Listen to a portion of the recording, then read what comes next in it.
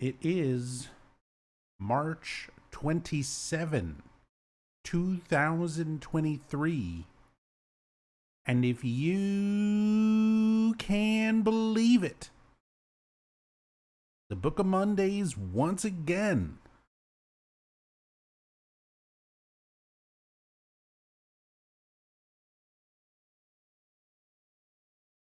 Welcome back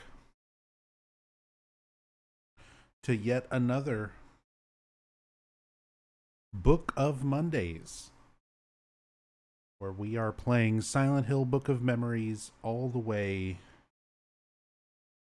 until the 500th zone.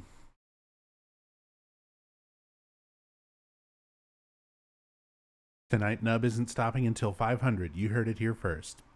Damn. Urimi said it in chat, and he's a moderator, so it must be true.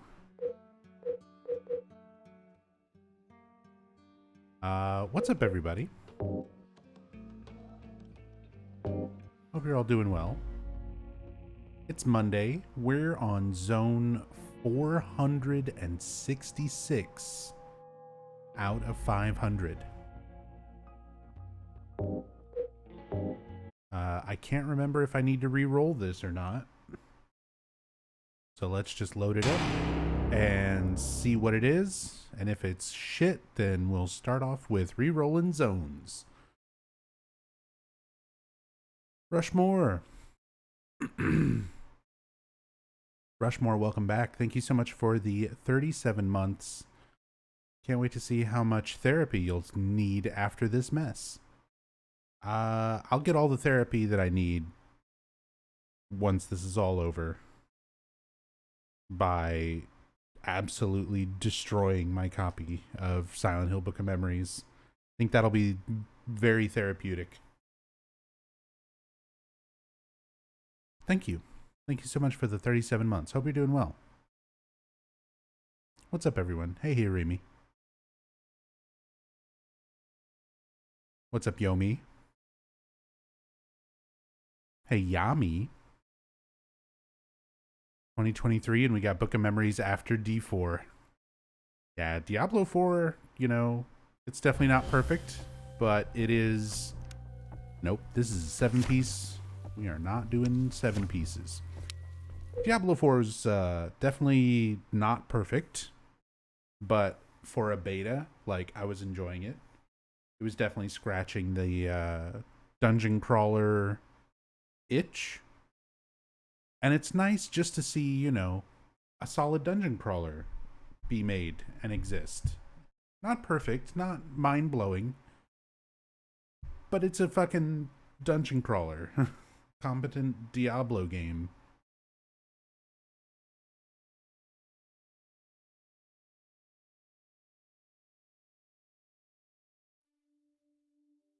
Thoughts on Resident Evil 4 Remake? I haven't played it yet. So that is my thought. Is eventually I will play it. Right now, I've seen very little of it.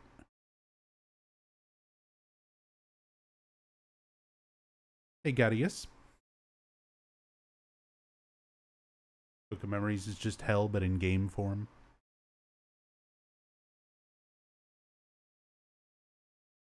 I struggle to think of anything that I would want to play less.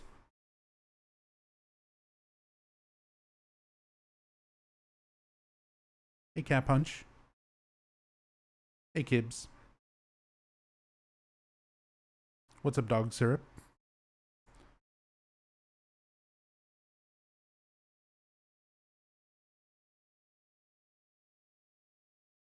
How's it going, Nora?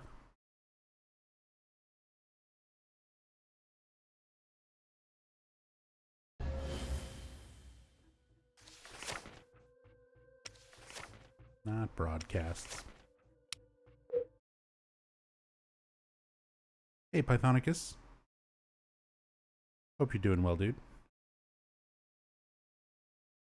Monday never forgets. Monday never forgives. We're not getting a very forgiving Monday. We're starting off re-rolling.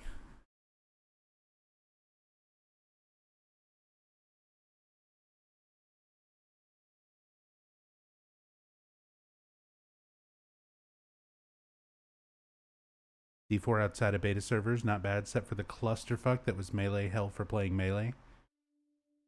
I mean, yeah. I had a lot of fun with Sorcerer, whatever, and Necromancer on the Diablo 4 beta, but and Rogue bow only was pretty fun. Barbarian I didn't really like, but I've never really liked Barbarian. And I didn't even wind up trying Druid.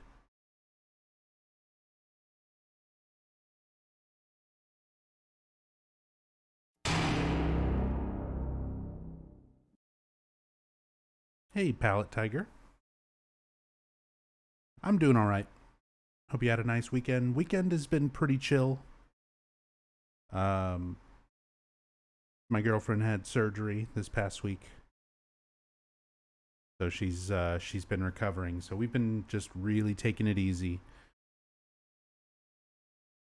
Just kind of laying on the couch, watching a lot of movies and TV and random stuff.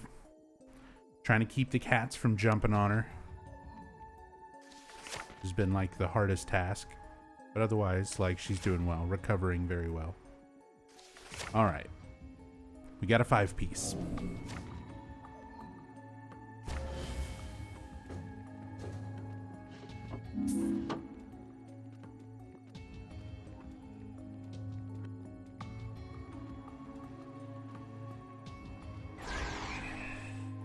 Booty Call of Cthulhu, thank you so much.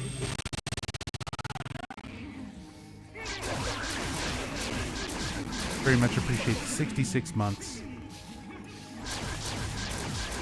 Oh, we got healthy enemies. That is not good.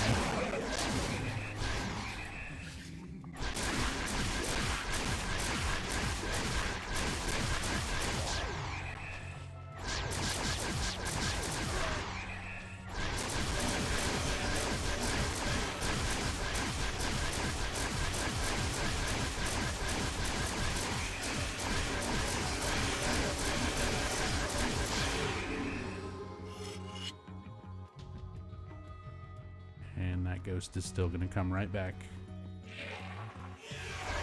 Gotta kill him all over again. Good. Got the damage glitch.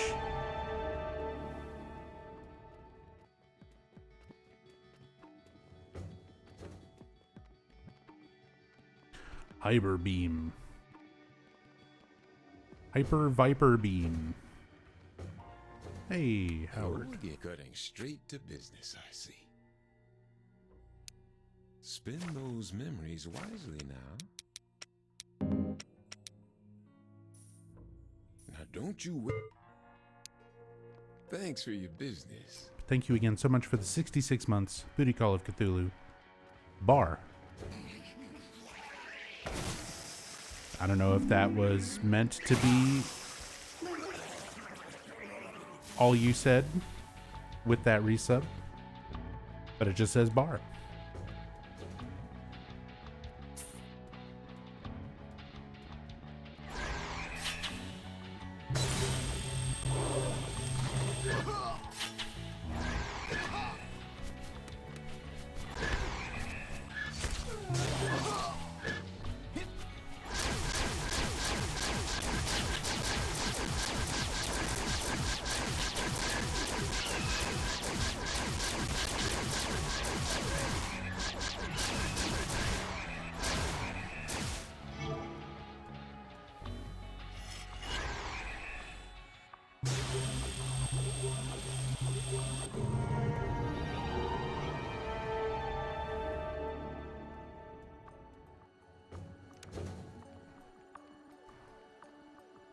Gonna have to cut it off when we reach 69, you understand?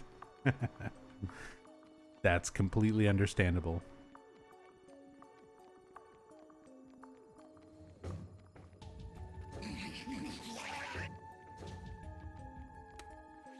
I mean, 69 months is a pretty good run anyway. Look around. I think I've got just the thing. I do believe you're set. You know where I am. Need me. One second. Waiting for you.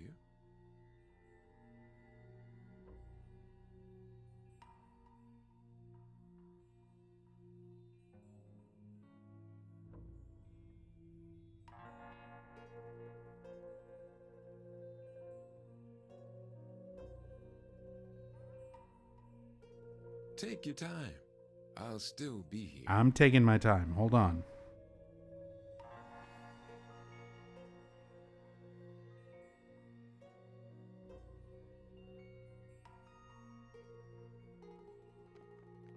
Trying to rush me, Howard. Had to respond to a very important text.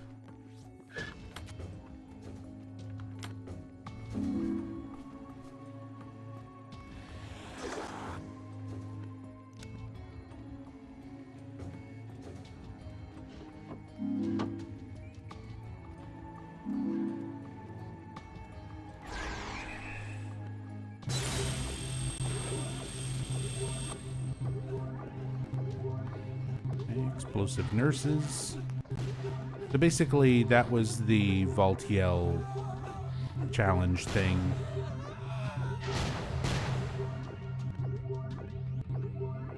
Just saying that every creature was going to have different modifiers. So that's why we've had healthy, we've had dark, we've had explosive.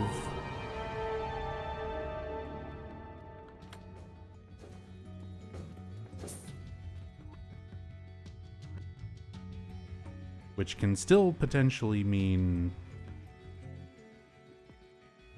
getting an unbeatable combination of modifier and enemy. So far, nothing too bad. Combustible was this one.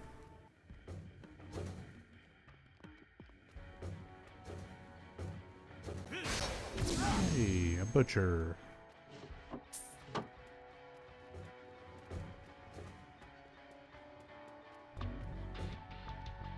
Do I have a key? I need a key.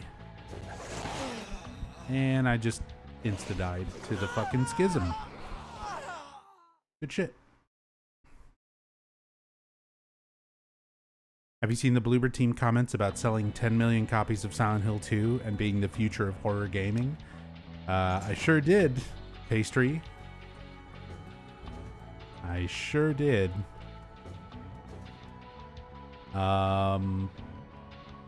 Good for them.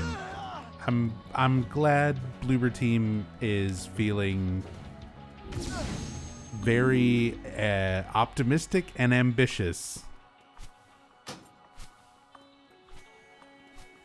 Now, will they actually produce a game that good?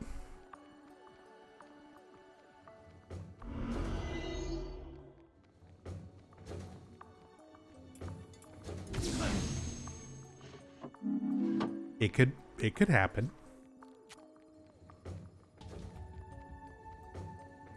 Trust me, nothing would actually make me happier than for this to be one of the best Silent Hill games ever made. And fuck yeah, if Bloober is going to be the future of horror games and actually starts making really damn good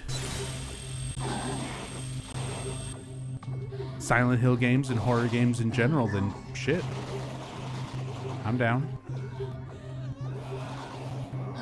But they're gonna be looking real stupid if everything flops. And they've, you know, made all these comments.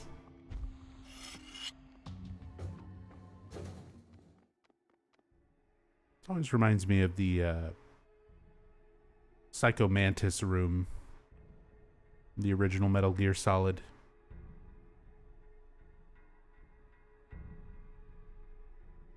I would like to leave this room now.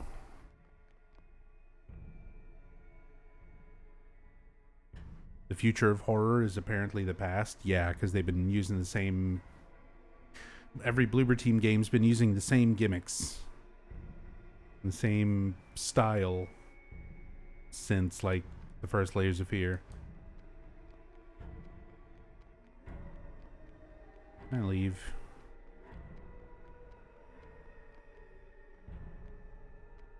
I just leave.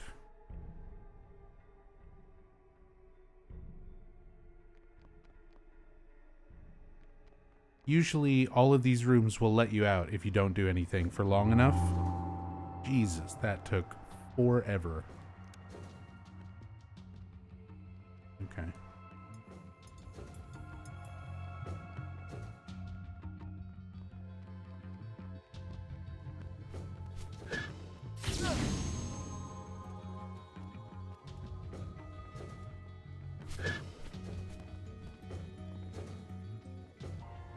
Anything else Hello need to be again. repaired? Nope. Feel free to have a look around. I think I've got just the thing. Even in Observer, they still reuse a you lot of old waste that. techniques. Yeah, that doesn't surprise me. Good luck out there. I hadn't played the Observer, but... or Observer. But played everything leading up to it. And yeah, their writing styles, their visuals, their jump scares don't really change from game to game.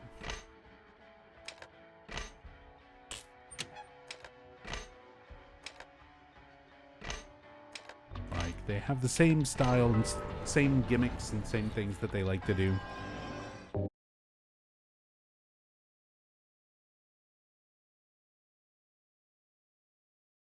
But who knows? Maybe they've learned. Maybe working on Silent Hill 2 Remake, they've learned how to be the most innovative horror developers out of everyone.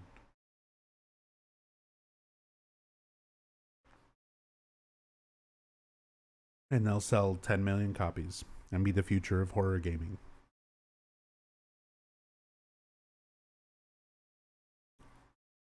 $10 million is more than every other Silent Hill game sold combined. Yep, that is true.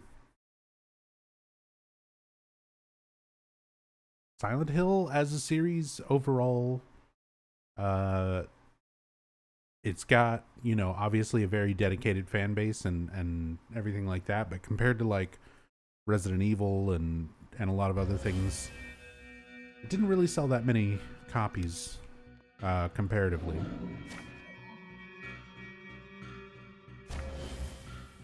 Nope. Not doing execution moves.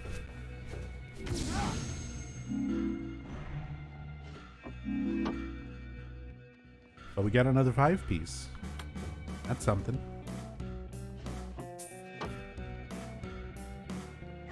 And we got everyone's favorite song.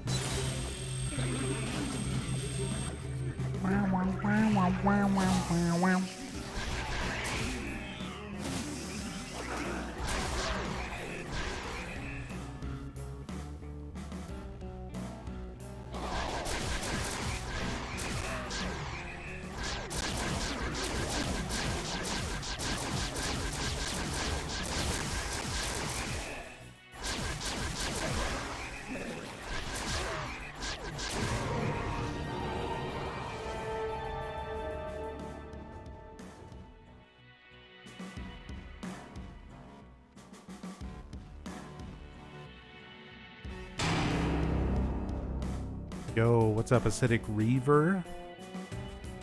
Reaver, thank you so much for the 35 months. If you can believe it, we're back in Book of Monday's jail once again. Yep. We were never really truly out.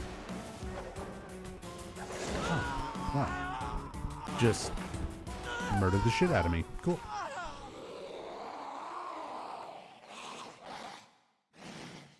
God help us.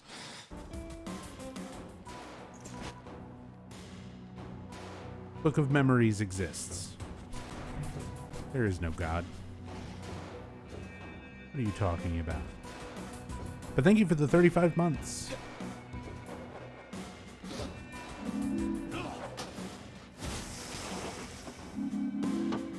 Much appreciated. Thank you, thank you.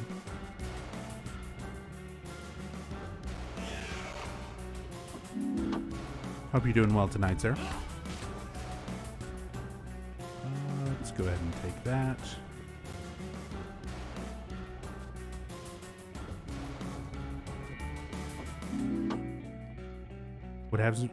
What worries me about Silent Hill 2 remake is that it will be the first time Bloober have combat in a game, or they'll just remove combat. They're definitely not removing combat.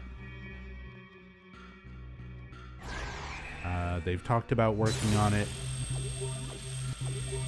and you see a tiny little bit of it in the trailer stuff from the Silent Hill transmission back in October. You see James do like a homecoming sidestep. So it's gonna have combat. It's probably gonna be exactly what you expect when I say like modern third-person combat, which isn't even really modern. It's been around for quite a while. But that kind of... I'm guessing it's going to be very, you know... kind of like Homecoming, kind of like The Last of Us. I don't know if it, like, how far that's going to go. If you're going to be, like, crouched around in stealth mode as James.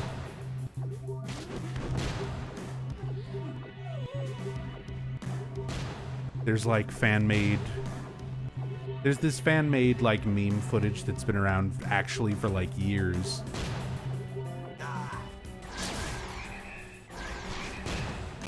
Where it's like modernized Silent Hill 2 but modernized, you know, as far as the gameplay. And it has like daily quests and shit like that. It's like this super busy user interface.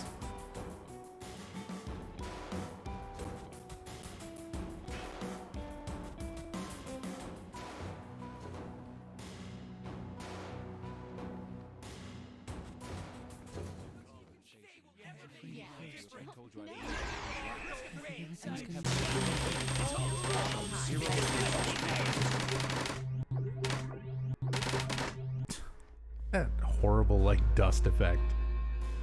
Just all the square textures layering on top of each other.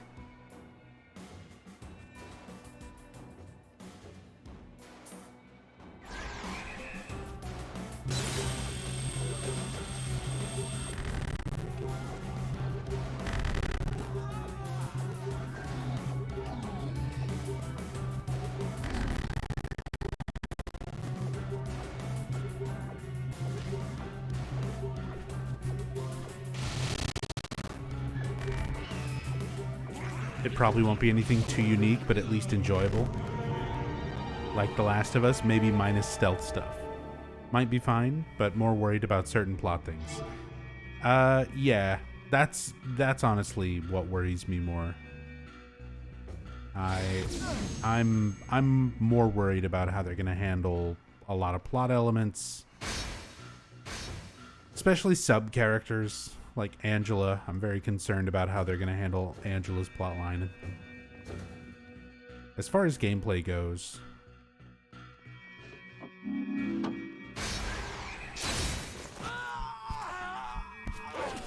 I don't know why I thought I could get away with breaking that and then moving off the trap. The trap always just one-shots.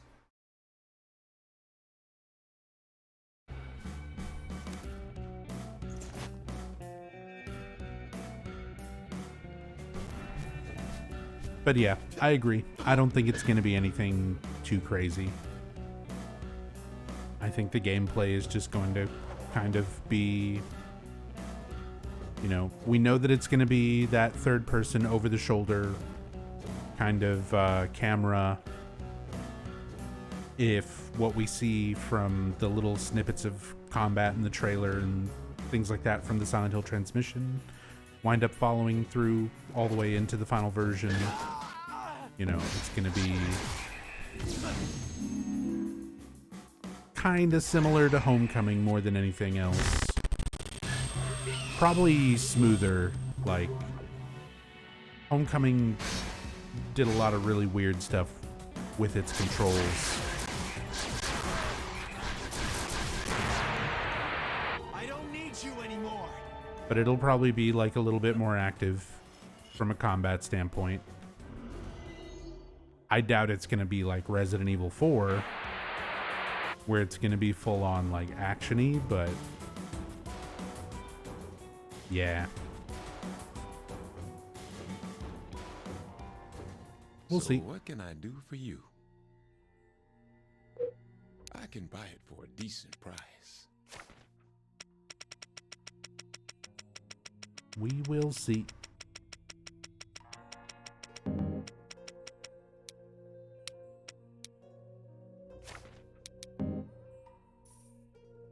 All exchanges are final.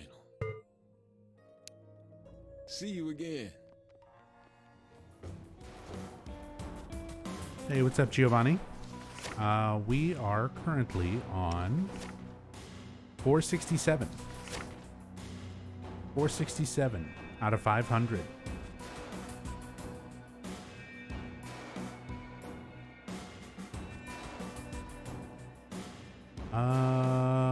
How am I missing an orb? Did I forget to pick an orb up? I did. Or a puzzle piece. Luckily, it was that one. Hey, what's up, Demo? Hi, you play on PC? No, this game is not on PC. This is Silent Hill Book of Memories for the PlayStation Vita. I am playing it on a PSTV, which is basically a Vita that hooks up to a monitor and that you plug a controller into instead of being a handheld. Like all the same mechanical insides as a Vita, just as a console instead of a handheld.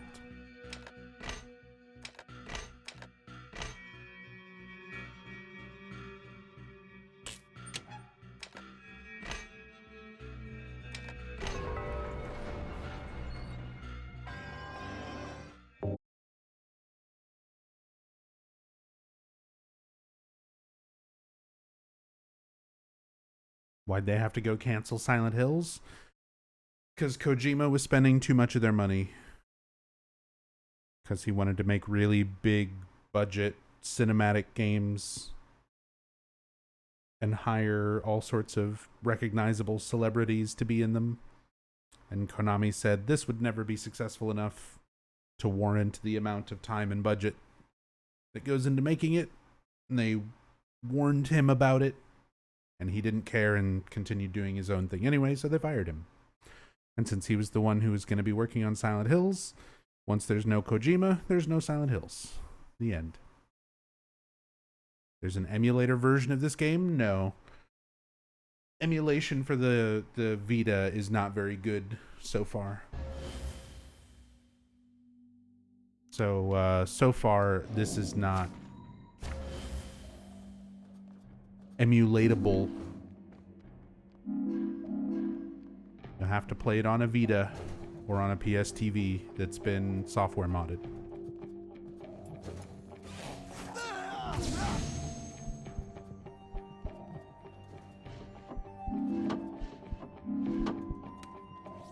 Nobody wants an emulated version of this game anyway. Demo does, apparently. And I can definitely understand being curious about this game and wanting to play it. And if you were curious about it and wanting to play it, you certainly wouldn't want to spend any money on it. So you'd probably look at emulating first. I do not blame those questions for coming up. Thanks for your business. But yeah. PlayStation Vita emulation is still not very good. I'm sure eventually it'll get better. Because that's just kind of the nature of emulation. PS3 emulation was not very good for the longest time. And then in the last couple of years, it's made like really big strides, and it's gotten much, much better. So it'll probably be the same for the Vita. But as of right now, Vita emulation doesn't really work. Not well enough to run this game.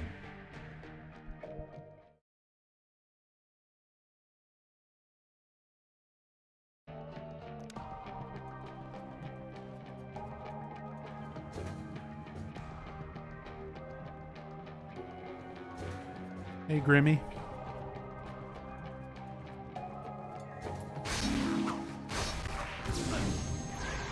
Everything in this room needs to die, because I just can't fucking progress.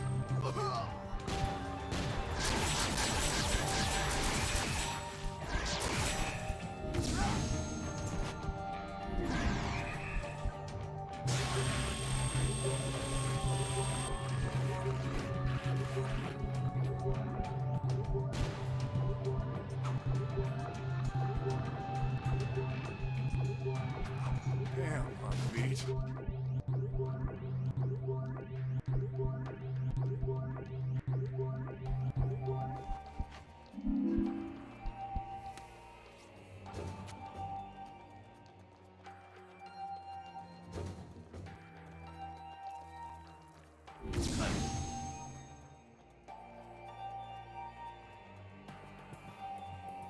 Of course, we got Pyramid Head over there.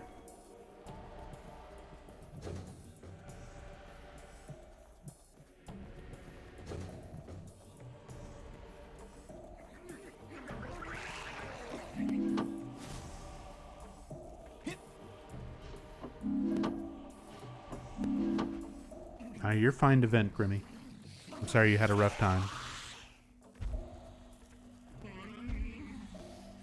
Even under the best of circumstances, jury duty is never fun. But, yeah, anxiety and stuff definitely makes that infinitely worse.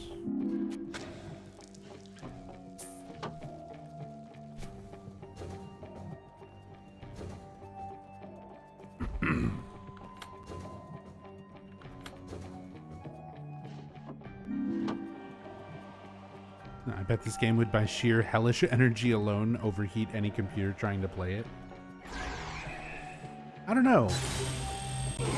Like, that's one of those weird things. I don't know anything about emulation and like what it takes to run certain things. Because to me, like, compared to a lot of other Vita games and stuff that I've played and that I've seen, this is obviously, like, not a very visually impressive game.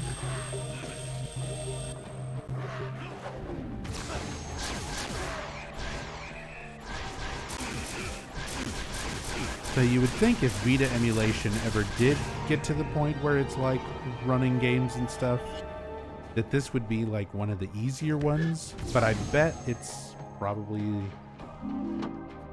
not optimized worth a damn.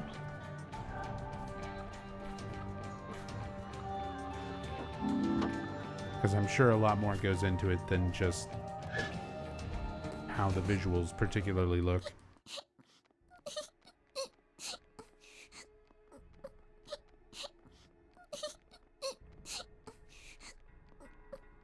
At least the devs made this game stable. I will say, like, out of almost 500 zones, like 200 something hours deep into just this file, let alone all the other times where I played this for story playthroughs and stuff like that before kind of just focusing on Book of Mondays.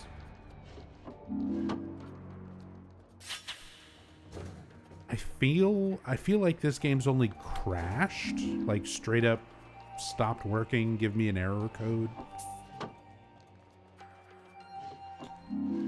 Maybe like less than 10 times.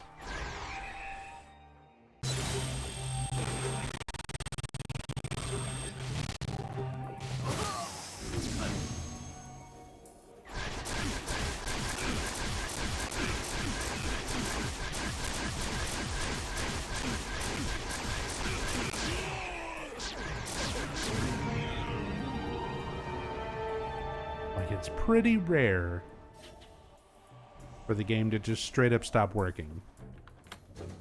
It might have been kinder if they'd made it unplayable. I was just thinking that. It might have been better if it was so bad it barely worked. Because then I could just be like, oh well, it barely works. I'm not going to bother trying to play through all of it. 500 zones of it. If it's just, you know, constantly crashing.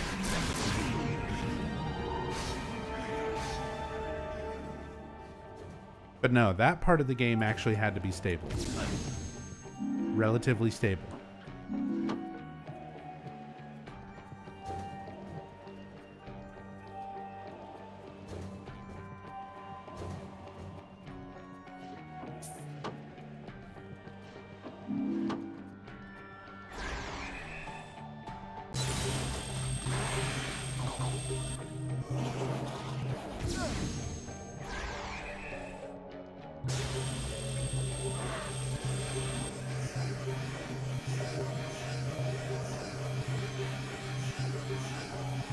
Why did they both have to wander right over there to the invincibility thing?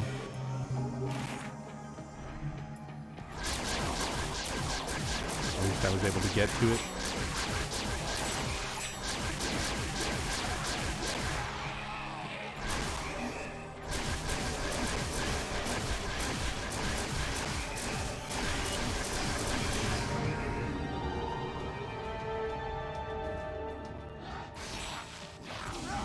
Pyramid Head trying to fucking one-shot me.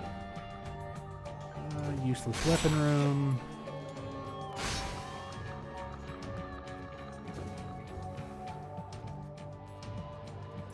Two more orbs somewhere on the left side of the map.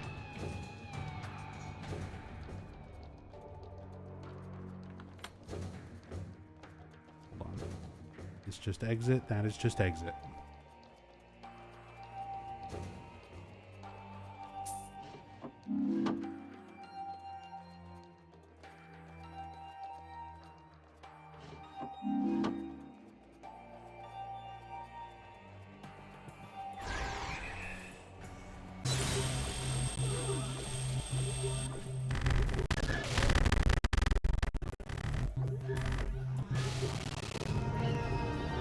Nice.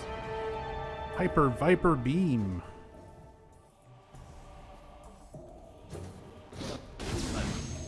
Almost got one shot there.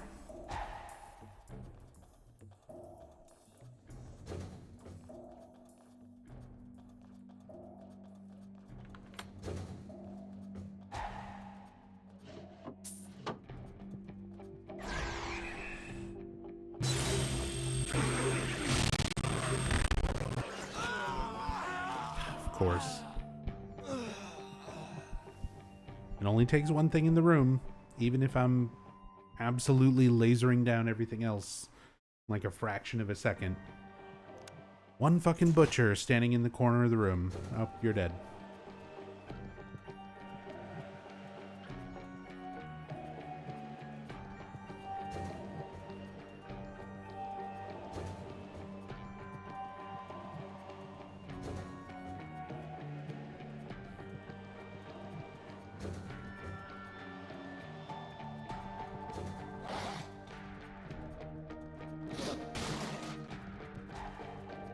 Of course, it's got to be the last fucking orb I need for the zone.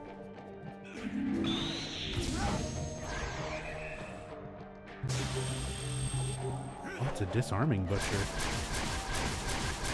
Even more fun. And it's just refusing to be stun locked. Cool. Anon just tipped $10.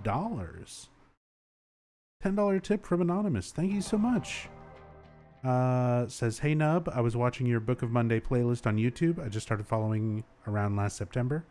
There was a part that made me laugh so much. Can't say because character limit. Been waiting to see you stream it for the dono and to dono for the laughs. Thank you. Well, I'm glad it brought you some enjoyment and some amusement. Thank you so much for the $10. I really appreciate it. Thank you, thank you. And yeah, for anybody curious, I will have every last bit from Zone 1 to Zone 500 archived up on YouTube. The YouTube playlist is actually almost completely caught up to where we are on the live stream.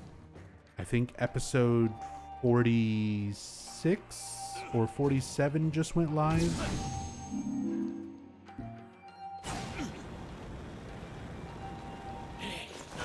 Oh my god, I hate this butcher so fucking much. He just won't stun lock.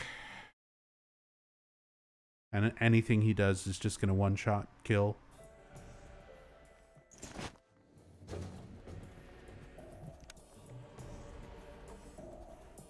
Where's the super special montage where you super edit 1 through 500 with laugh tracks installed?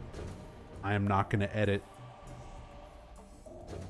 I, like, barely know how to do video editing.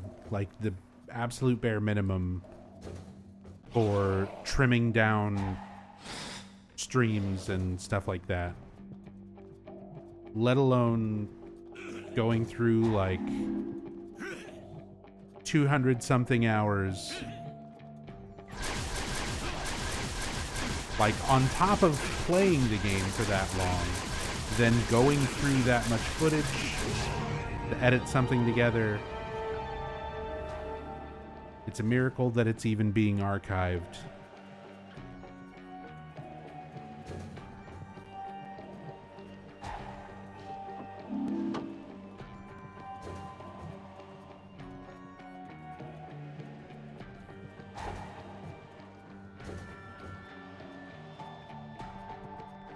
Too sticky to edit things.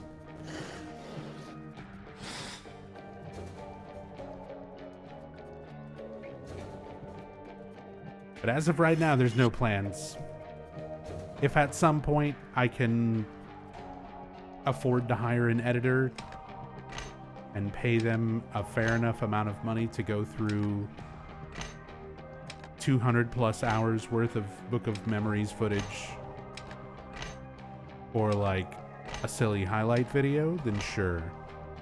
That will probably not be a thing.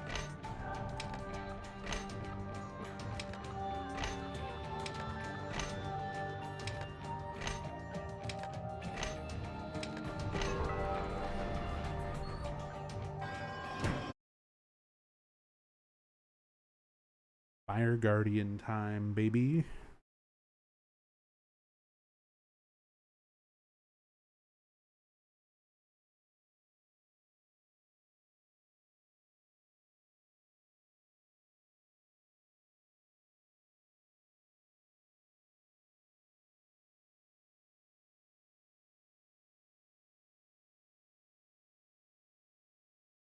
I'll go through the entire thing and just edit in Vine booms and Taco Bell bells. The most insufferable audio memes. If you want to. If you want to.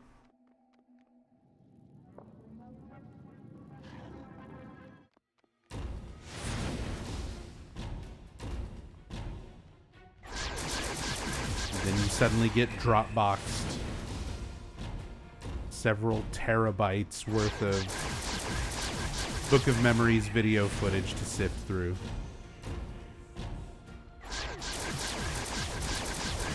Because, yeah, it's literally, I don't even know what, 250 hours, give or take, of 1080p, 60 FPS video. That's a lot.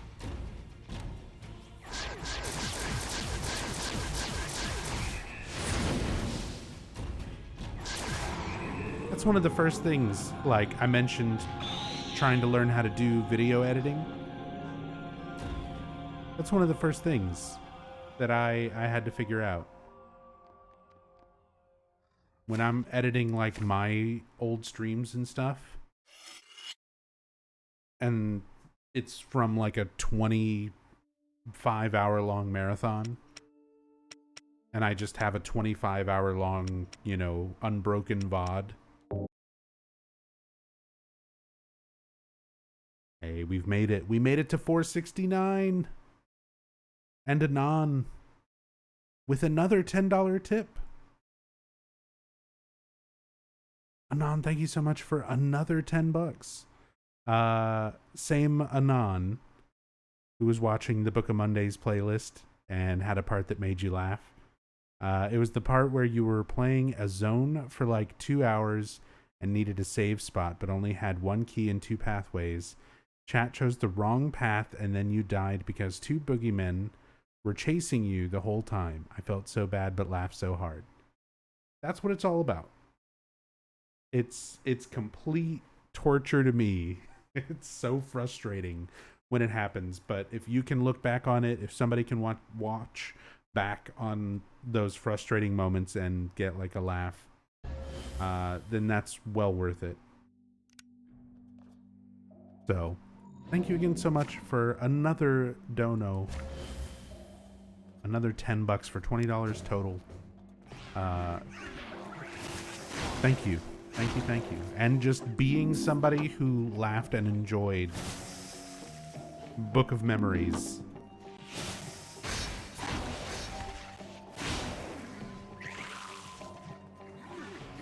Like, the fact that there are people who enjoy this, even if it's just the occasional, like, funny moment.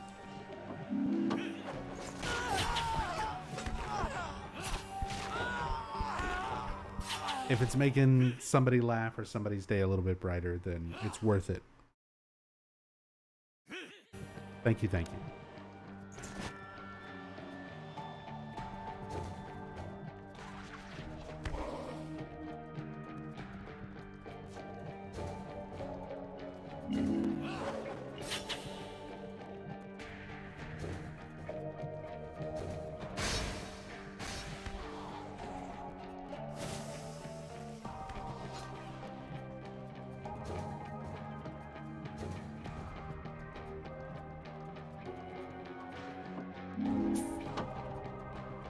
This game's got a lot of funny and broken moments. I mean, there's definitely things that happen in this game that are just stupid and weird and funny, especially out of context.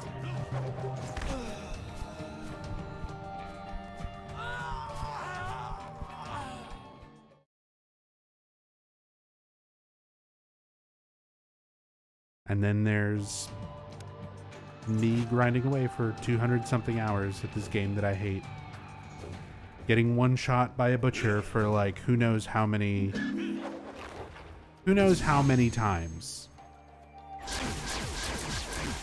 How many times have I walked into a room, been doing something else, and a fucking butcher cleaver just comes flying across the room and kills me in one easy, quick hit.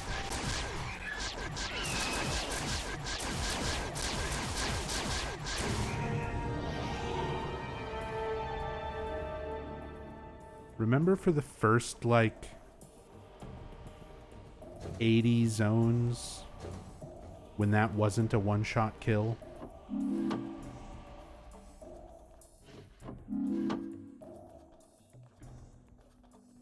And now for the past 400, it's basically just been accepting that, like,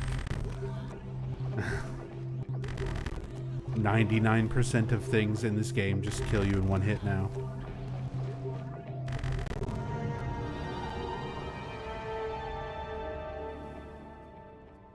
That feels so long ago. Not even Pepperidge Farm remembers that. Exactly. That was a long fucking time ago.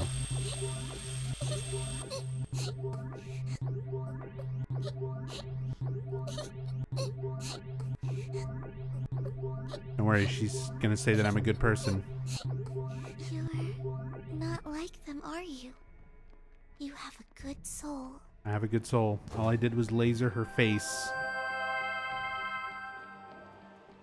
That was actually taking away from my fucking durability, weapon durability. Usually that's disabled in those rooms.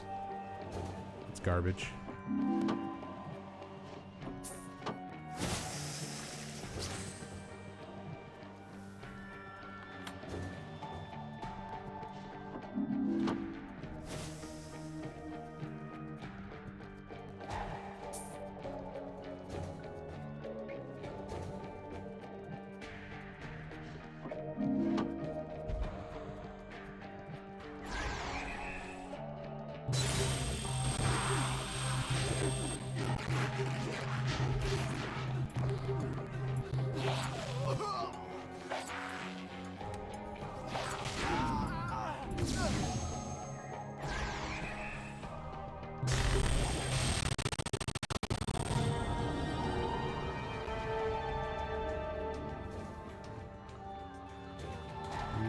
supplies.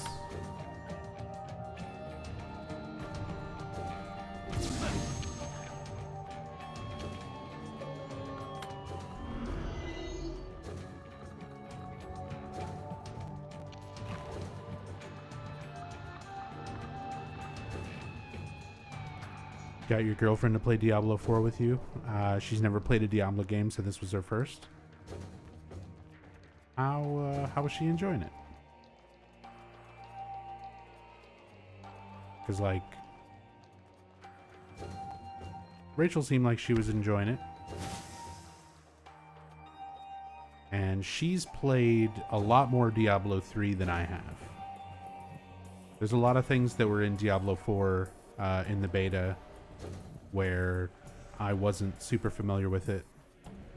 But then she would explain to me, like, a lot of things that were really, really similar to Diablo 3, or had, like, the same thing or a similar thing, like different mechanics. Kid. It's good to be well supplied. And then some stuff that was new. Because most of my Diablo experience is with 2. You know where I am. Backseated a lot. You're allowed to, though.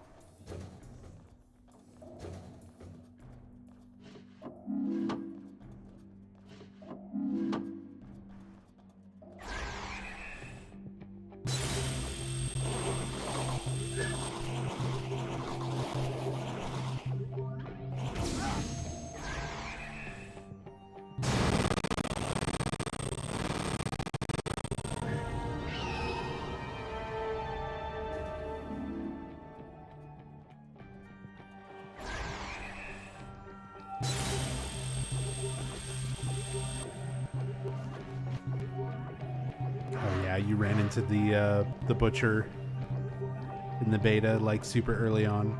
After the tutorial zone first dungeon, we went into Lost Archives. Yeah. Managed to have a butcher spawn in. Really rough luck. 'Cause, yeah, the butcher in Diablo 4 beta was pretty rough. When I ran into him on my sorcerer, he killed the fuck out of me. But I played a little bit more Necromancer off stream before the beta ended. And I ran into the butcher on my Necromancer. And my minions just absolutely tore through. Absolutely tore through him.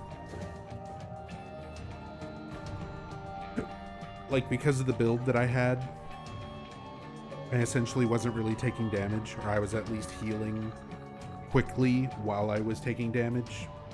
And for the couple times where the butcher would manage to out DPS me in between cooldowns, like, one healing potion was all I needed to mitigate it.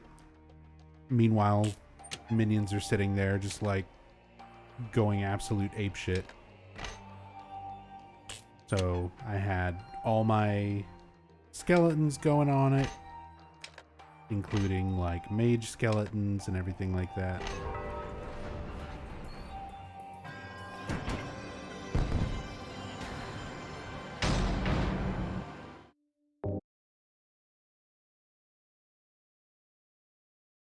Well, that was a pretty underwhelming Zone 469. At least we got the funny number. The last 69 of the playthrough.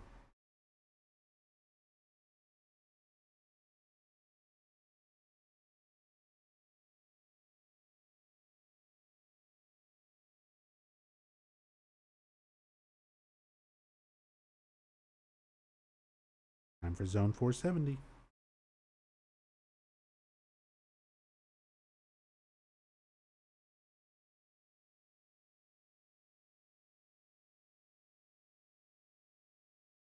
Other than the massive beta lag spike, she had fun though. Yeah, the lag was really rough in some spots, but that's to be expected with beta stuff, especially like early beta Blizzard games.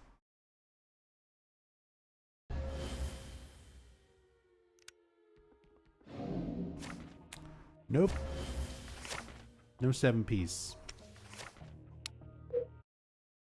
Never again will I do a 7-piece dungeon.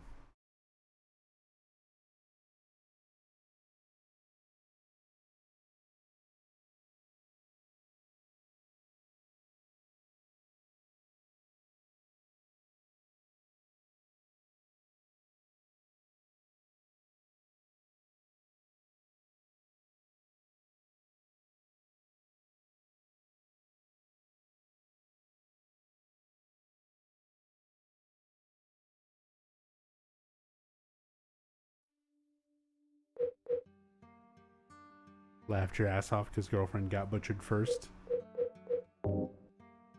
Yeah, I didn't do any of the direct multiplayer stuff during the beta. Me and Rachel didn't really have any moments where we were both really playing at the same time.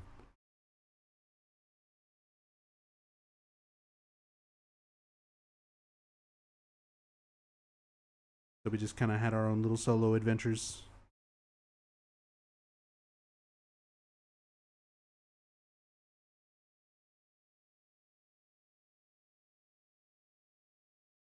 Full fact that a butcher spawned and she got hit was 10 out of 10 because that was peak Diablo learning right there. Yeah, I mean, that is some classic Diablo shit. Sometimes you just get that, like, rare, super beefy monster inside of, like, an early dungeon, and it's just like, all right. GG. Get fucked.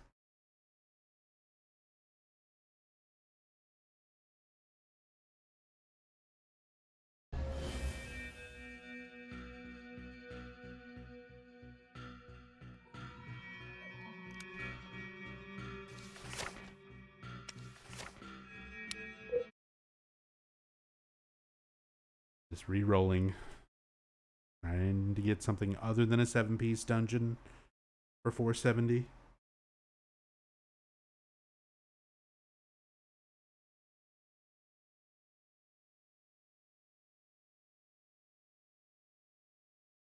And the voice line happens, which is just great because you don't see it coming. Yeah, I mean, that is like kind of my experience running into the Butcher in Diablo 1 as well. Where you hear the voice line before you really see him. And then the moment you fuck up or get hit or whatever, it's just like, oh shit, you're serious.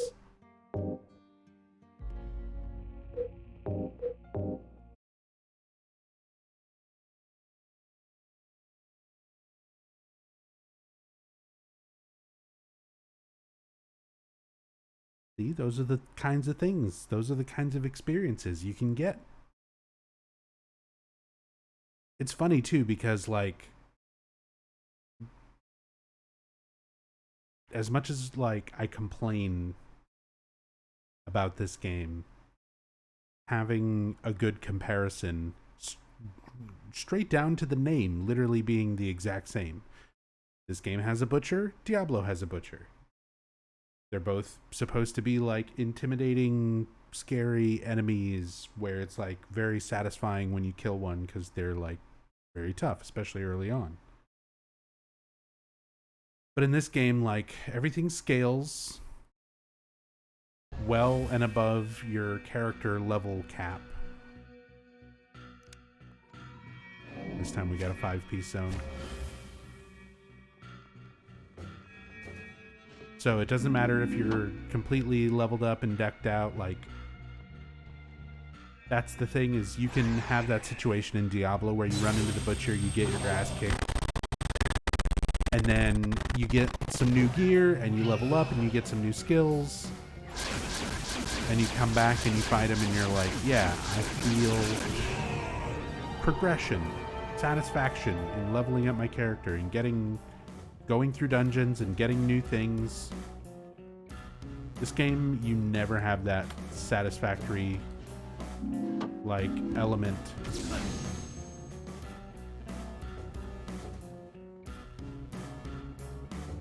It's just like, here you go. Here's this enemy. He's gonna one-shot you from across the room. It doesn't matter what gear you've got, what abilities you have, what level you are.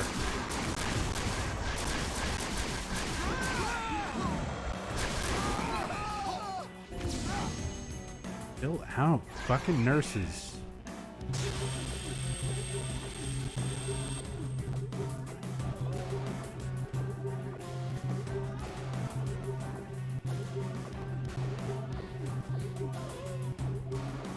Trying to fight melee though was kind of ass.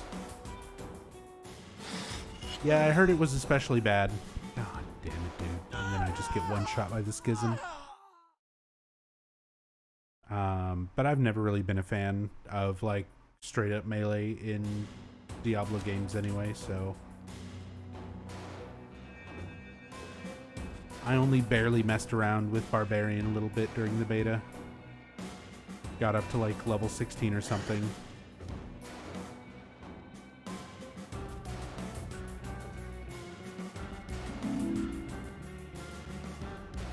Even when it's done well, it's just not a class that interests me. Sorcerer and Necromancer are pretty fun though. And both had some really busted fucking builds. They've got stuff that's really, really strong, but still really fun too.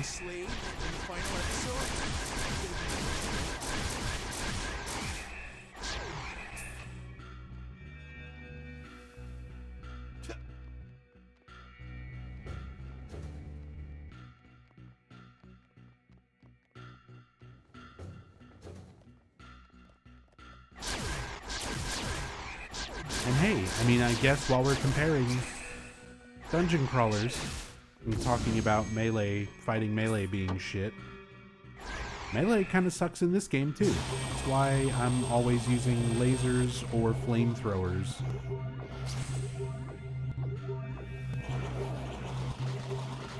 I keep one fast melee thing on me, the knife, the Melchior dagger, just in the rare chance that I have to do a challenge orb where it says like get a weapon hit combo of 5 or whatever. The only reason I keep one. Hey, what's up, Shugi? This is Silent Hill. This is Silent Hill. This is the last fully released Silent Hill game that was not a canceled project or a gambling machine.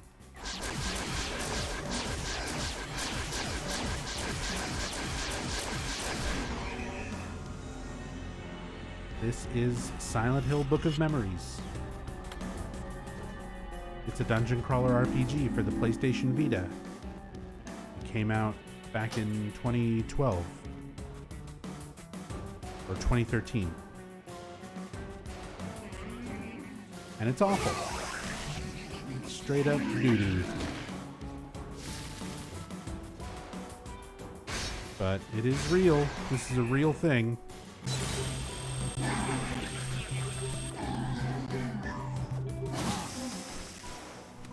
But yeah, welcome. Welcome to Book of Mondays. And welcome to my channel in general, if you're new here. I'm NubZombie. I play a ton of Silent Hill. I do story playthroughs, challenge runs, and speed runs and stuff for every game in the series.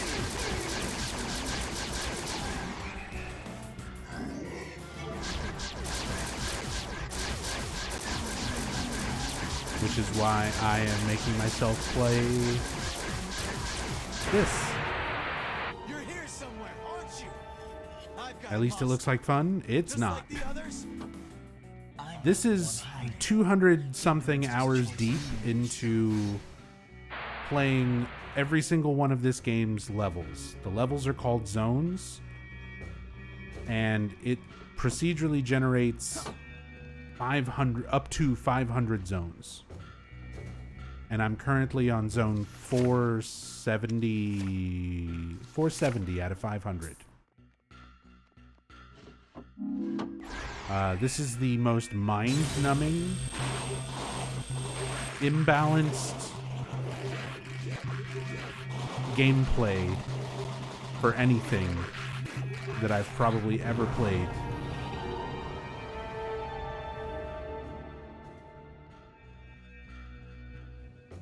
What's your pleasure? But I'm very near being done with it forever.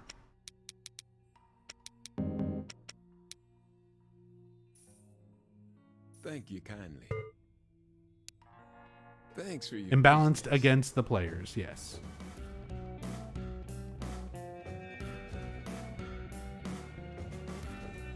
Every once in a while, it's like, oh, this must be so cheesy. You're just running around using lasers and mowing down enemies. But the thing is, like, nearly everything in the game can kill me in one hit at this point.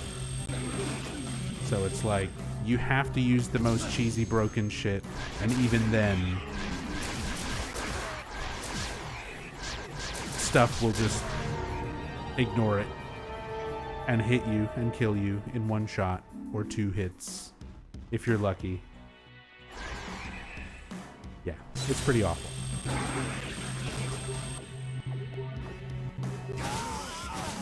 You're like right there, almost died. This stupid thing can just shoot a ball of vomit across the screen and deal half my health. And since there was two of them in the room, if both of them would have hit at the same time, I would have just died.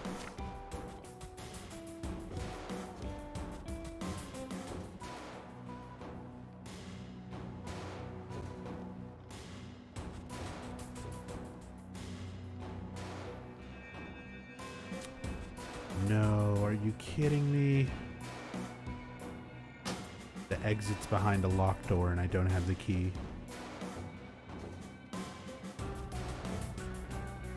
But yeah, I'm 200 something hours in, 470 out of 500 zones in.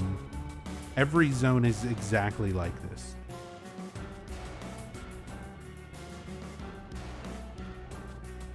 You go into the rooms until you find blue orbs. You break the blue orbs, it spawns enemies, you kill those enemies. Rinse and repeat ad nauseum.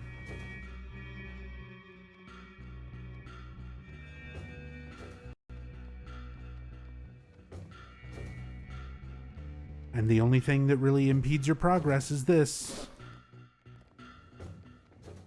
Randomly, doors are locked, and you just have to have a key to open a door. And now I'm not sure if I died somewhere and dropped a key on the floor, which is very likely, or if there's a room that has a searchable container with a key in it that I just didn't search.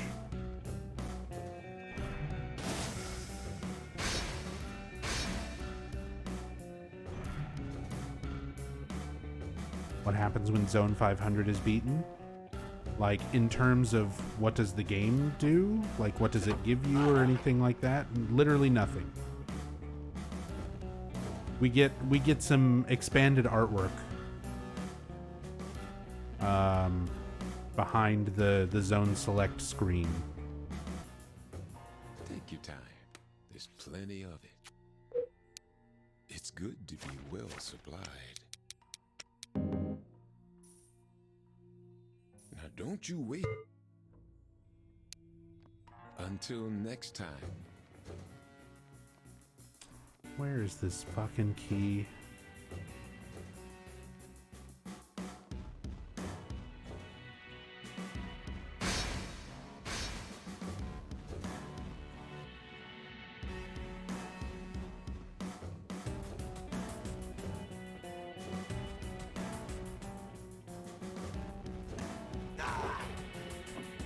That's just a knife. Not in this room.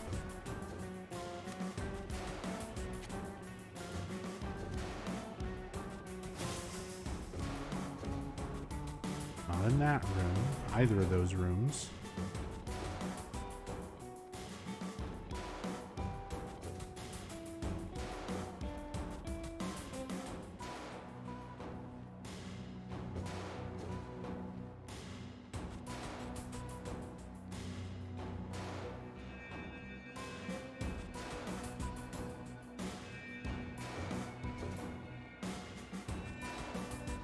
This furthest little room out here.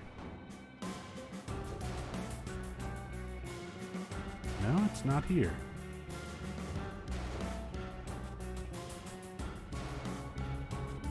That's everywhere. This isn't a very big dungeon.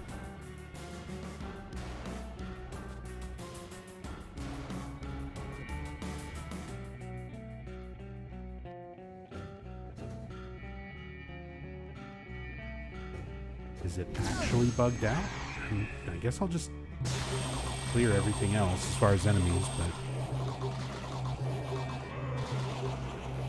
I have no idea where this key is.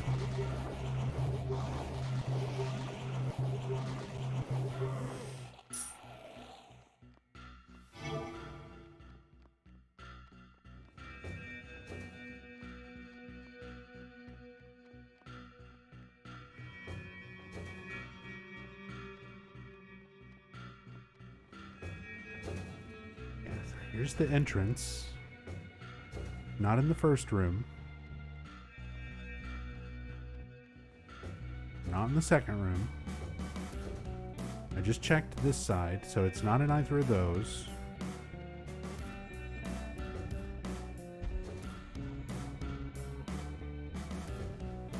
Not in there. This was just a supply room. That door is locked.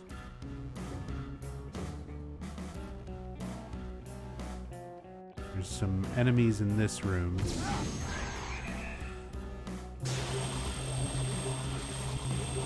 But no searchable containers. Nothing shining on the ground.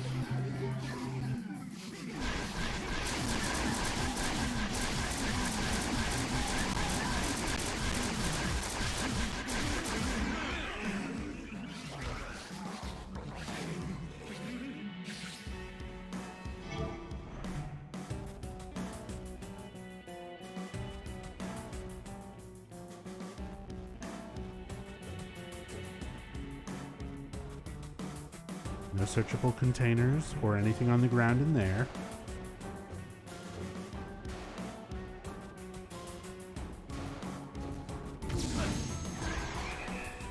Hey, what's up, Elfbar?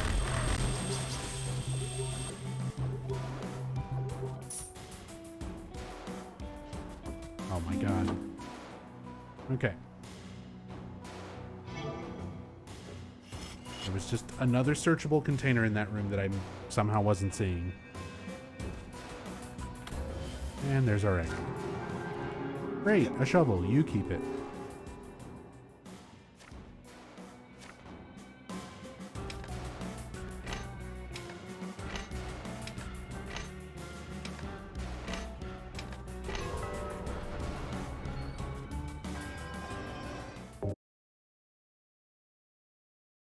What zone are we on? 471.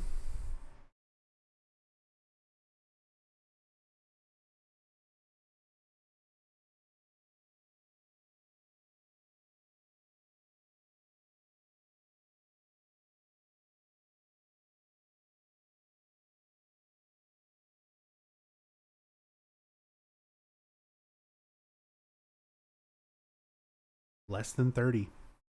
Less than 30 away.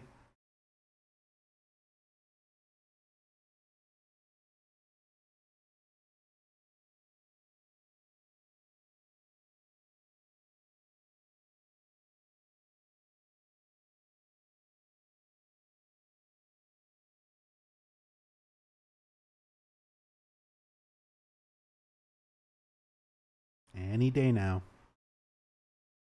Load the zone in so that I can see it's a 7-piece.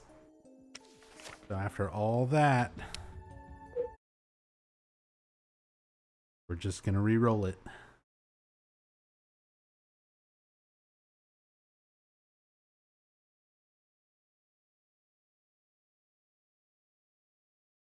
I love how we got to sit through another loading screen that's deceptively long, considering all it is showing text on a scrolling image.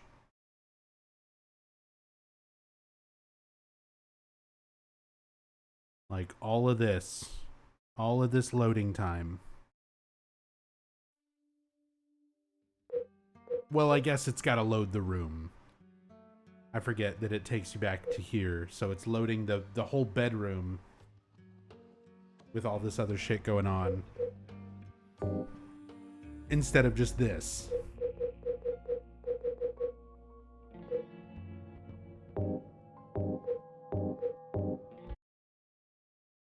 Now we sit through another loading screen so that we can load Zone 469, so that we can quit Zone 469, sit through another loading screen, reload 471, sit through another loading screen, and then have our fingers crossed that we get a 5-piece zone or a 6-piece zone.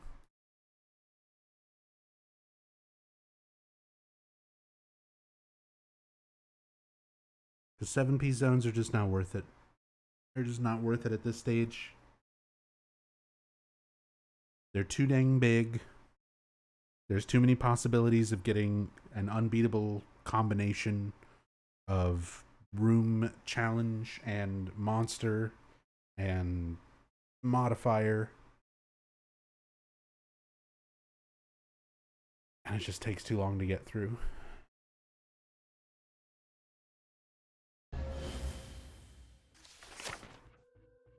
As bad as the loading screens are, they're not as bad as wasting, an hour and a half trying to get through a 7-piece zone just to find out that it's unbeatable.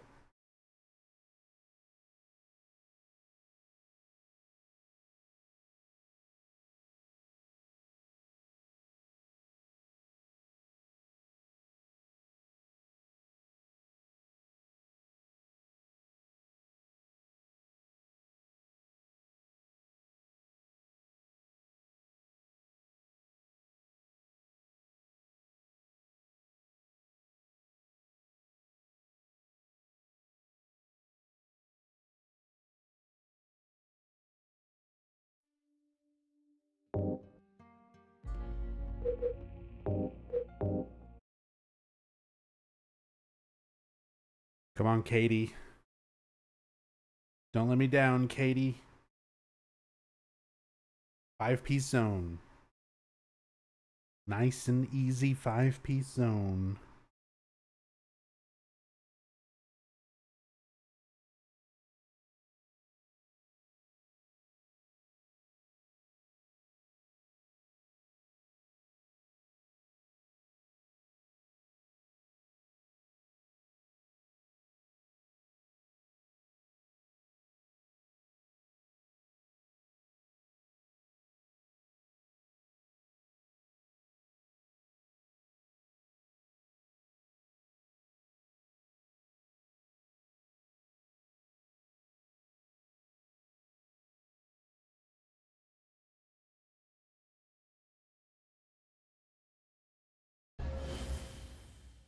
And we got the 5-piece. And we're looking for gnomes.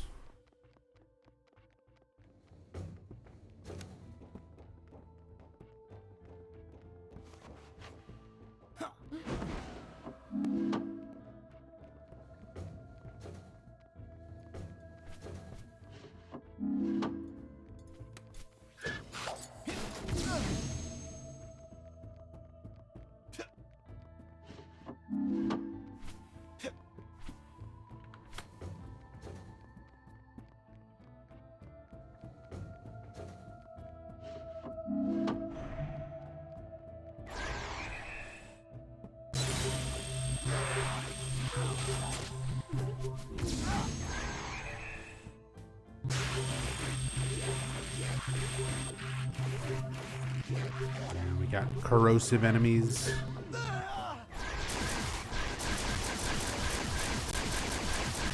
Which, for this mix of enemies, is not too bad, but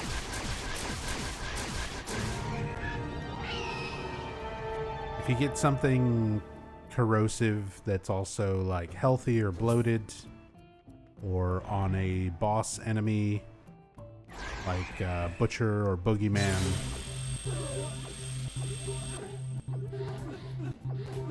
combustible and explosive,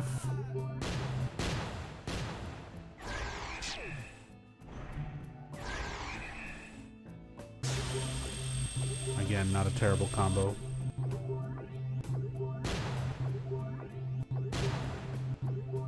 But that's what I mean when I talk about like modifiers. Enemies can randomly be combustive or explosive or disarming, where they knock your supplies and weapons and things out of your hands when they hit you, or healthy, where they have a ton of health and are constantly regenerating. You can have all these different modifiers that can also stack with other modifiers, and that's how you wind up getting enemies that literally have more health than you have weapon durability. What's your pleasure? Like, it can create an enemy Spend those where memories even if I with you, have huh?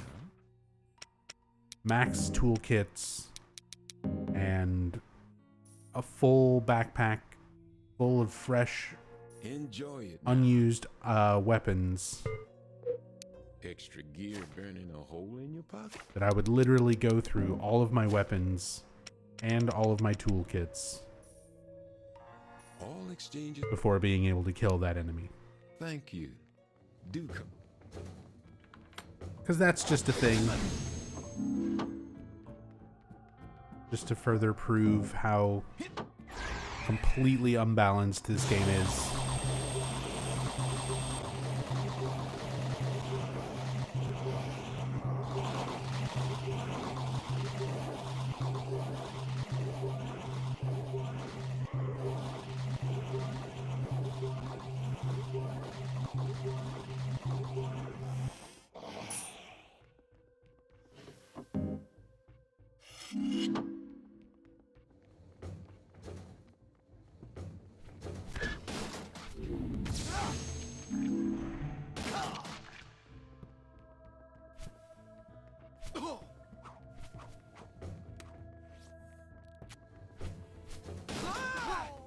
God, quit knocking me around.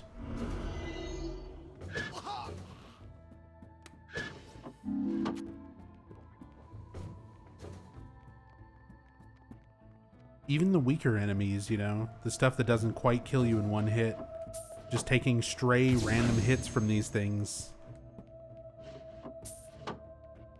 as I try and run through. It's doing like 50% of my health.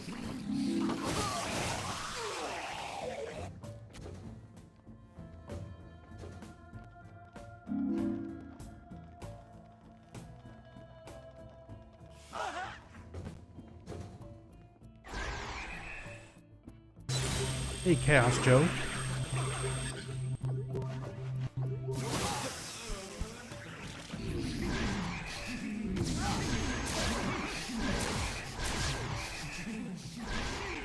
Followed a couple days ago, found Silent Hill lore playthroughs on YouTube, learned so much from you, thanks.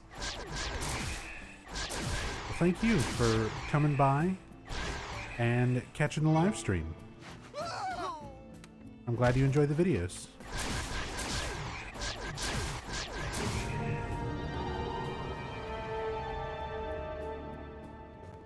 And also welcome to Book of Mondays,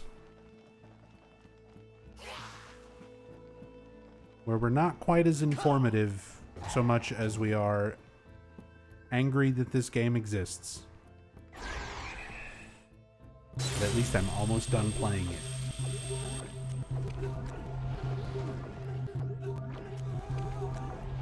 Almost done.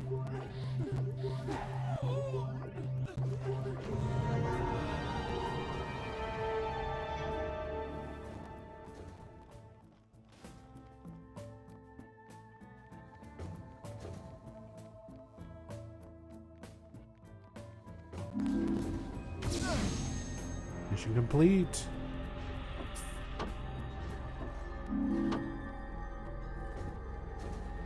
Hey, an artifact. An oil lighter.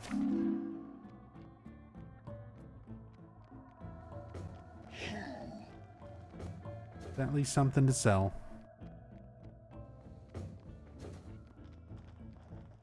I'm pretty sure I will never have another UFO artifact in this game ever again. Oh my god, just let me get out of this room. Fucking gray children just sitting there throwing knives across the room. And I burned through 5 med kits. Because every single one of them deals half my health.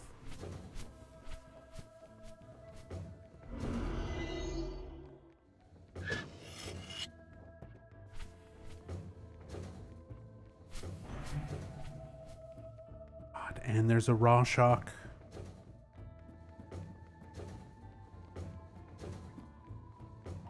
Step right up.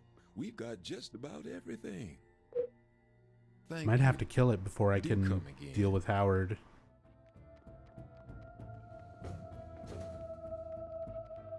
Yeah.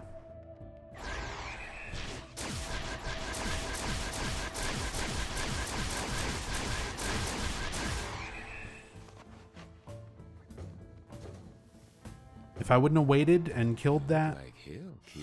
it would have killed me while I was in here Spend those memories trying with to you. buy and sell.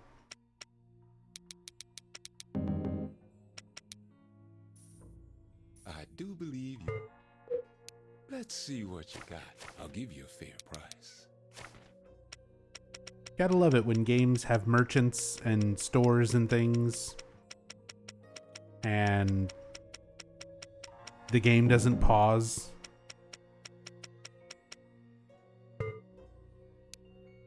The game just doesn't pause while you're actually there looking through menus and scrolling through things in a store, and you're like completely defenseless.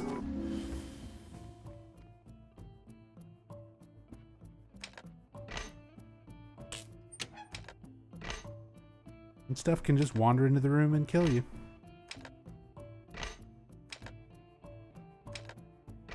While you're trying to figure out how many bullets you have to sell. Wood Guardian. Bet you'll get a UFO in $4.99 at 500.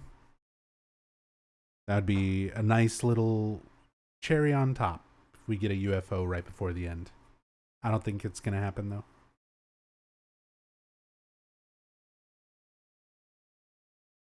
Which is pretty wild, because I think from Zone 1 to Zone 500, I've had like two UFOs or something like that. I think Rachel has had like 8, although she took time and actually like grinded out and repeated zones to farm accessories and stuff, to farm artifacts.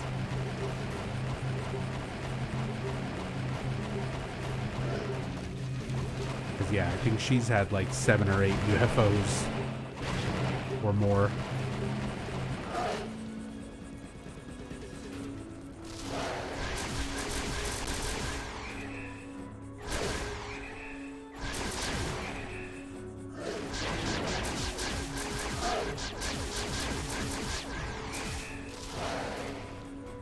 To be fair, I think I've died 1 or 2 times in the Souls Saga while talking to an NPC.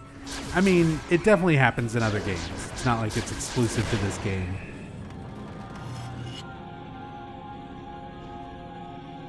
Because yeah, I've definitely had it happen in other things. It's just, it's annoying. Especially a game like this. Like Dark Souls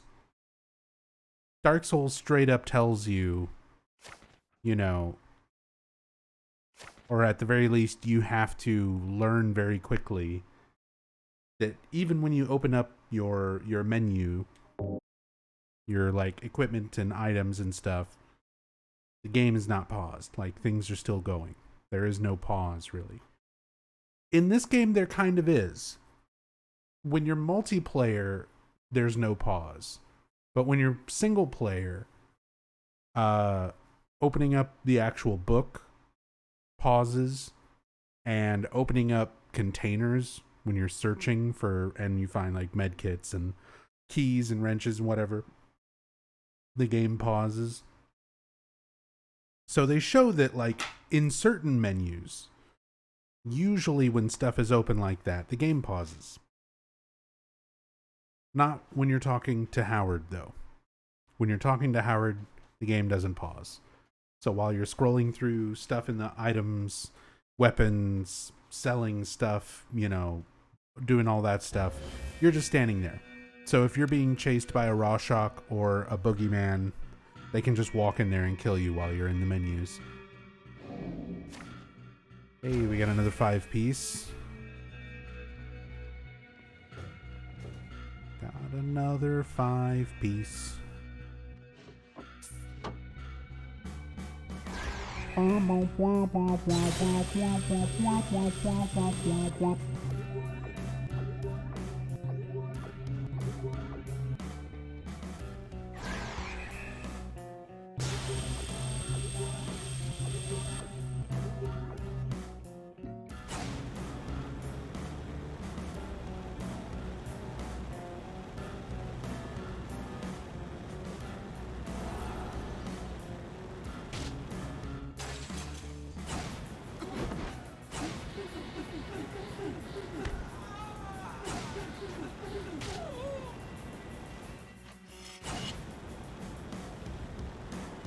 Gameplay.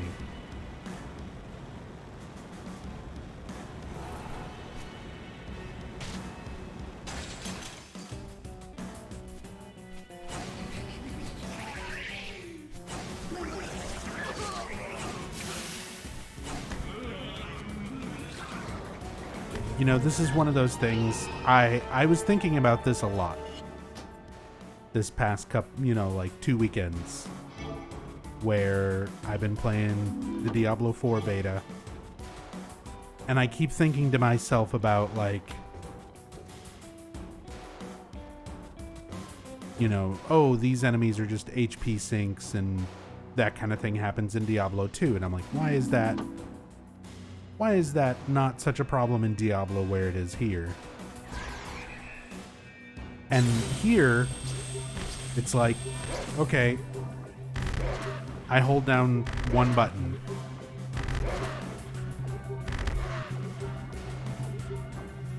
And this is my entire thing.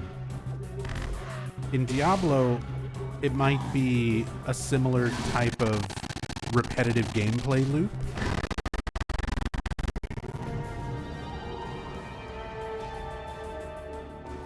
But I'm not just doing one thing. I'm doing like 6 things.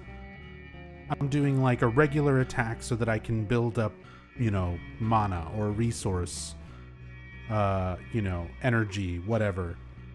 And then I have like a secondary attack that I'm doing to deal with all of the smaller little hordes of enemies.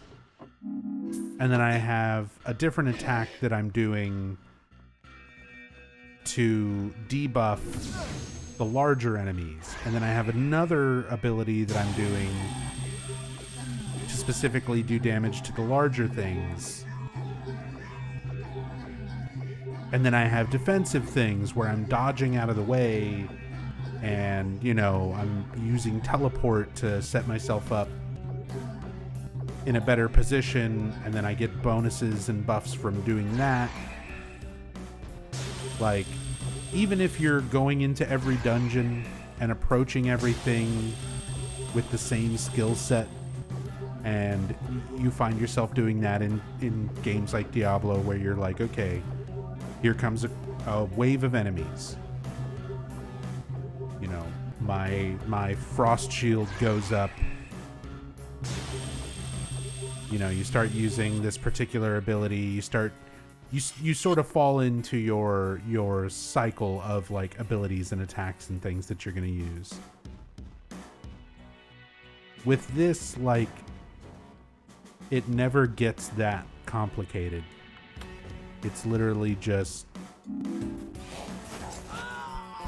the thing hits you and you die, or you hit the thing and stun lock it and it dies.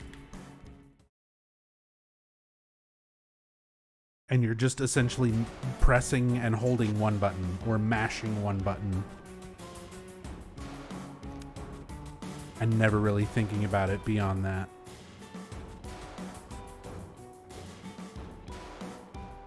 The most thought I'll give to it is like, oh, there's a lot of enemies in this particular room that are really dangerous, so I can't like run around and fight them all one at a time like that. So I push R1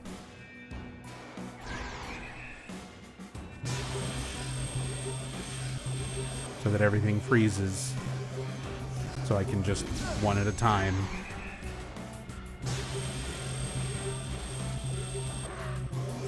Hold down the square button until all the things stop moving. What classes did you try during D4 beta? Oh, I'm dead. The level cap for Diablo 4 beta was 25, and I got Sorcerer and Necromancer to 25. I also tried out Rogue and Barbarian to about level 16 or 17. But mainly Sorcerer and Necromancer. That's what I used to lean towards playing the most when I was playing Diablo 2. And I didn't really get into Diablo 3, so I can't really say for that game. But for Diablo 2, Sorcerer and Necromancer were always kind of my go-tos.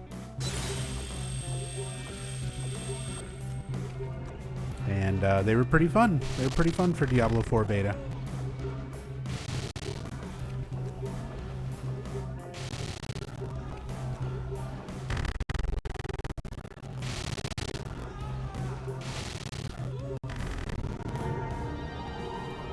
Of course, a lot's still gonna remain to be seen, because despite like the beta giving a pretty big chunk, what felt like a big chunk of the world to run around and do stuff in, I mean, that was still just a little portion of Act 1's area. There's still a ton of stuff to be explored. And you always have to take that into consideration with those games, like how big they are and how viable something is going to be. Because a lot of the stuff that we tried might feel really busted. I know there's a lot of people who are like, oh my god, this is so broken, this is so broken, this is so like imbalanced and unfair, like how strong Sorceress is and how strong Necromancer is and this and that. And it's like, yeah, there's a lot of stuff in Diablo 2 where when you're playing through the first time on like normal and you're just in Act 1 and Act 2, stuff feels really strong. And then you start getting to like Act 3 and Act 4, and a lot of the stuff that was like absolutely carrying you up to that point suddenly drops off super hard. And then once you start doing follow-up playthroughs on like, you know, Nightmare and like harder difficulties and everything else like that, something that, you know, could be broken and super OP and whatever for like a first playthrough or like an easier difficulty setting, suddenly once you're playing on like Nightmare, it's not that good and it drops off super hard. So from the little bit we were able to experience with the beta, I had a lot of fun. It's definitely far from perfect, but it's a satisfying dungeon crawler where I was finding legendary loot and being happy about like grinding out fights. There were some fights that were legitimately like pretty interesting and had a little bit more strategy to them than just sort of cycle through your attacks like normal. I guess a lot of it depends on your class and your build and everything like that, but overall I was having a good time with it.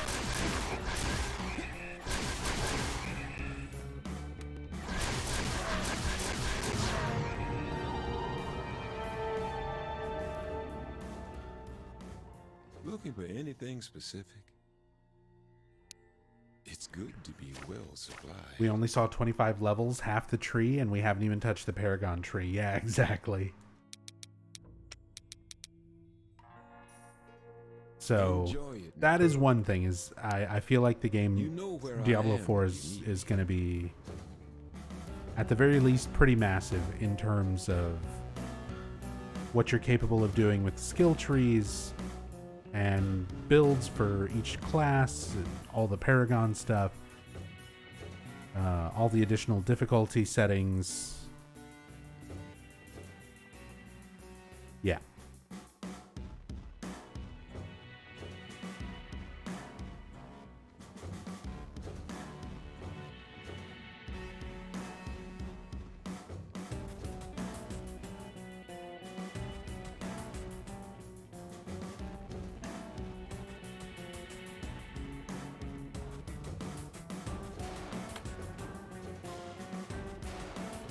Found a Necro Lego that made Blood Mist trigger Corpse Explosion, and it was just fantastic.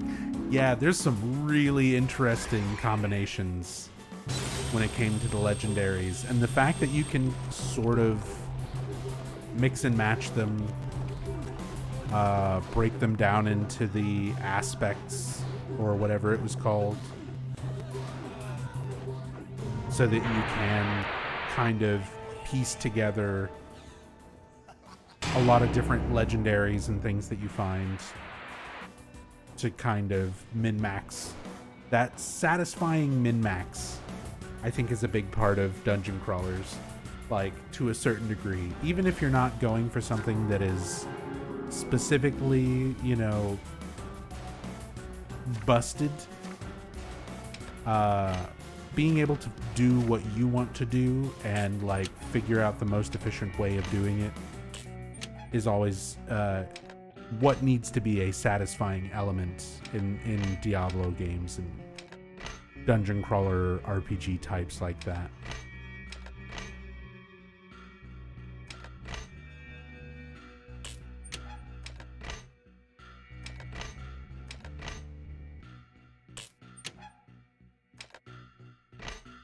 Again, that's one of the things that this game does, like, it's surprising how bad this game is when it comes to those kind of basic dungeon crawler type aspects. Just chillin'. Welcome back. Thank you so much for the 56 months of support. There's a lot of love and support. Thank you so much. The best Silent Hill to ever be released upon the public. And we're going to Shannon. Shannon's Bloody Vagina World.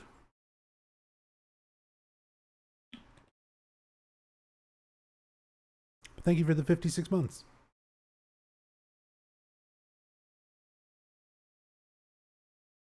Hey, Sasam. Hope you're doing well. Monday. The team probably never made a dungeon crawler before, so they threw this together and said it's okay. I wish that was the case, but, like, it's WayForward. This was made by WayForward, the team that made, like, Shantae and a bunch of other pretty decent games.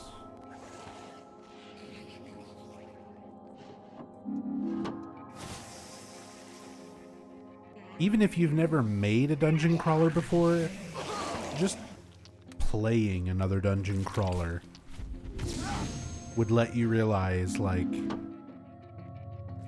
certain things, like I said, the whole aspect of like min-maxing, being able to figure out your build and you know, max out stats and stuff.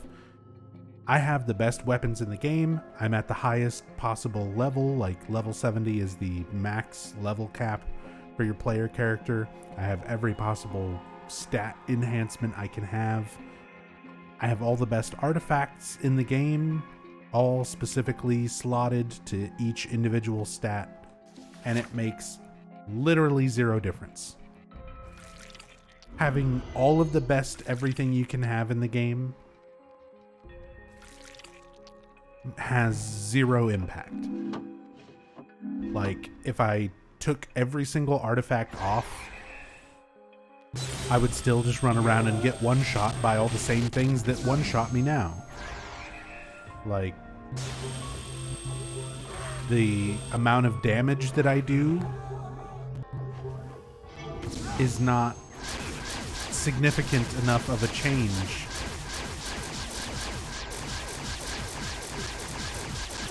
to matter at all.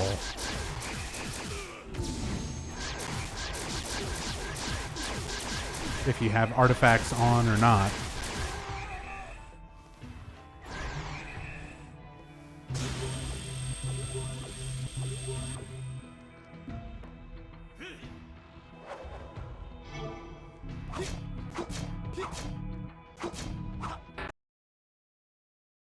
Oh my god, I hit him with an execution move. I cursed myself. I was talking earlier about how this game, it's super rare, how this game crashes on you.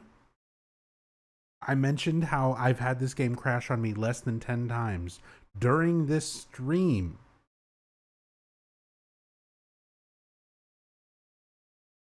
And then we have it happen for the first time in, I don't know, over a year for sure.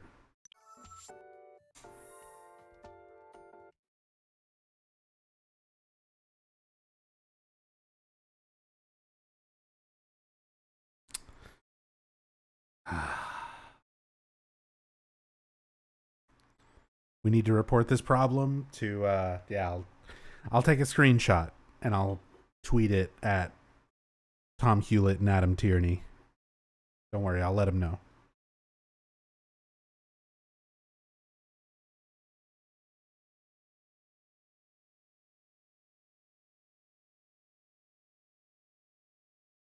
And I broke the game by using an in-game mechanic there. I switched to the knife and I did a combo. Every time you do a melee attack on an enemy, it builds up a combo meter. If you tap the attack in like a particular rhythm, which on its own, that would be like kind of an interesting mechanic if all the other combat mechanics around it worked the way that they were supposed to. But the idea that if you get a high enough weapon combo on an enemy, that it gives you a chance to just execute them, where you do a huge chunk of damage all at once that usually one-shots the enemy. So that's what I was trying to do, to one-shot that butcher, because killing it with normal means would have worn down a lot of my weapon durability. And instead, it just broke everything.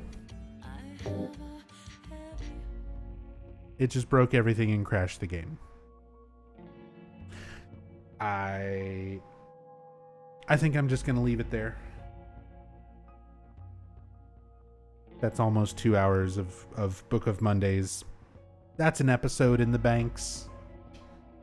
We're at 473 out of 500. So, we're getting there. We still have some Mondays ahead of us.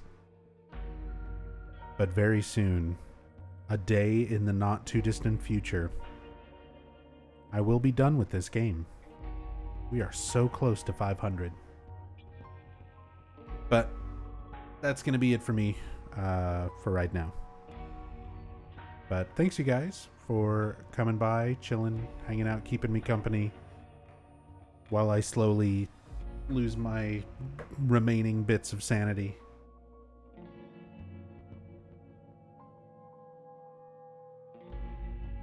And then we get a 500 zone lore stream in one sitting. Yeah, of course.